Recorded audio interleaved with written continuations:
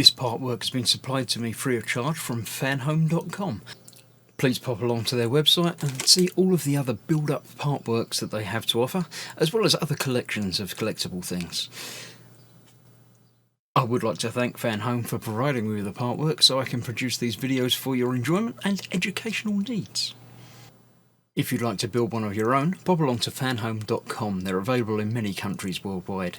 If you do want to build one, leave a note in the comments to let me know how you're getting on, and let me know how I'm getting on as well. I'd like feedback of all types. So thank you once more to Fanhome for providing me with this kit. I hope you enjoy the build. Let's get on with it.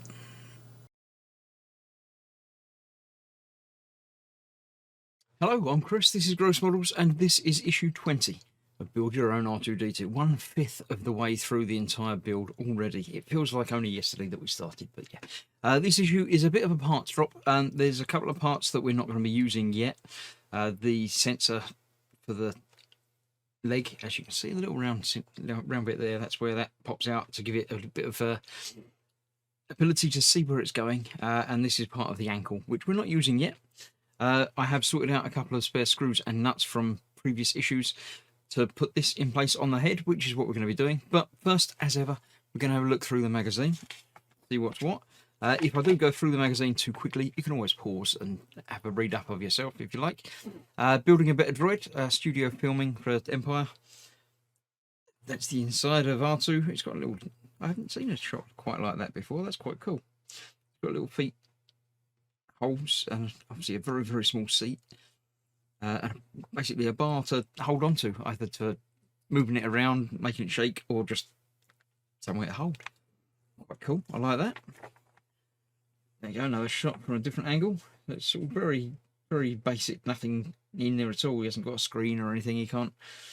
I assume he can see a little bit sort of out of grills and things, but obviously not very well.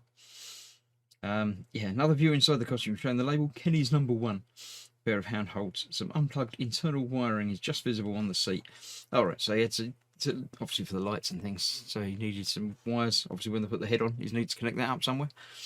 I like it, it's cool. There we go. The EV series, Supervisor Droid, yeah. It's the one that was in charge of things.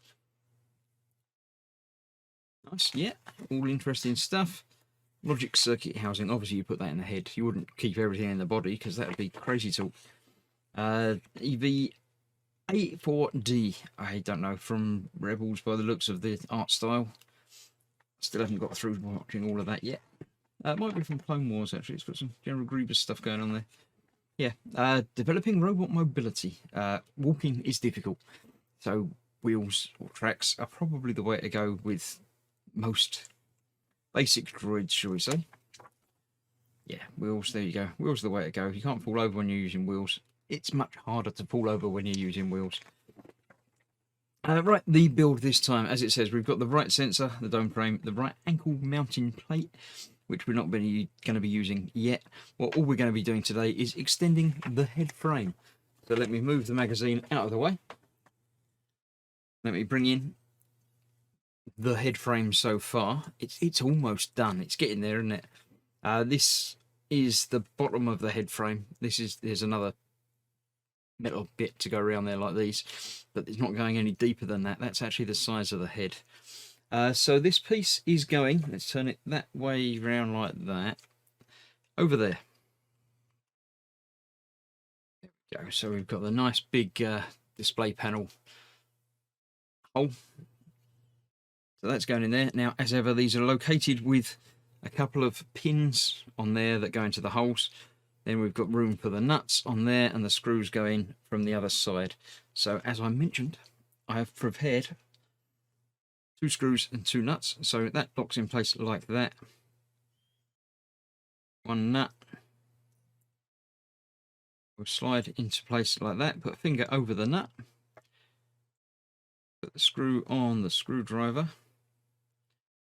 I just noticed that my screwdriver is actually in almost R2 colours. It's got, you know, silver and black, silver and blue rather.